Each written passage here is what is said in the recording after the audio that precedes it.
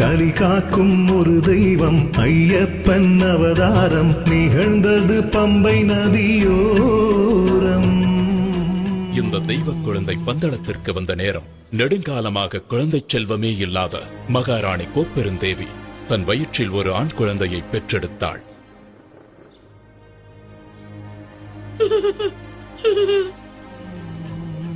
மணிகண்டனுக்கு கல்வி கற்கும் காலம் வந்துவிட்டது.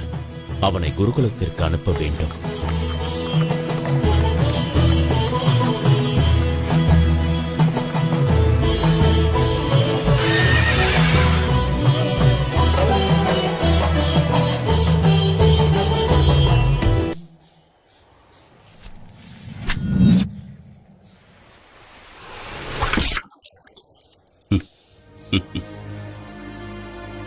இந்த மணிகண்டன் ஒரு சாதாரண பாலகனாக இருக்க முடியாது.